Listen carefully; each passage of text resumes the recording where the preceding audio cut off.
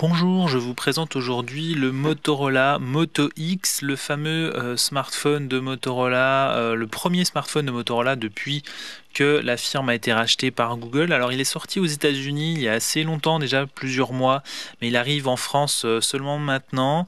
Donc là c'est le modèle blanc. En France on aura seulement deux versions en fait, le blanc qu'on voit ici et le noir, alors qu'aux États-Unis il y avait des dizaines de couleurs, plein de finitions, même la possibilité de mettre des coques en vrai bois, etc. Donc pas mal de choses qu'on n'aura pas vraiment en France.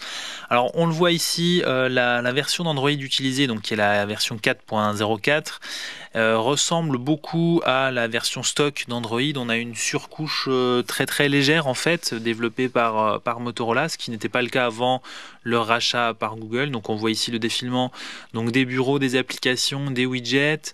Ici l'accès à Google Now. Malheureusement la connexion internet est assez lente.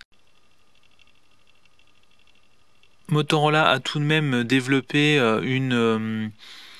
une application photo différente de la version classique. Donc on la voit ici, elle est assez proche de l'application photo du Moto G. Si vous avez vu mon test complet du Moto G, puisqu'ici c'est juste une petite preview du Moto X, mais j'ai fait un test complet du Moto G dans lequel vous pourrez voir donc cette application photo de manière un peu plus approfondie.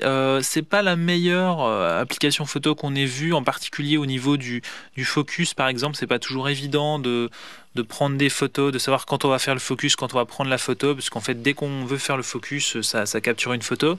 On voit aussi qu'au niveau de la réactivité c'est pas terrible, on n'a pas vraiment de mode rafale en fait, c'est pas très rapide à ce niveau-là. Ensuite, pour ce qui est de la qualité des photos, par contre, c'est plutôt bon sur le Moto X. Donc, il est équipé d'un capteur de 10 mégapixels capable d'enregistrer en Full HD et en HDR. Au niveau des caractéristiques techniques un peu plus générales, donc on est sur un écran 720p, donc 1280 par 720 de 4,7 pouces avec 2 Go de RAM et un processeur dual-core de 1,7 GHz. Donc c'est du Qualcomm Snapdragon dual-core 1,7 GHz avec donc un GPU, donc une puce graphique Adreno 320. Au niveau donc de l'appareil photo, on l'a dit, c'est du 10 mégapixels et la batterie fait 2200 mAh, donc c'est pas trop mal, mais c'est quand même pas extraordinaire. On a ici donc la version noire du smartphone, donc qui se ressemble beaucoup, hein, voilà.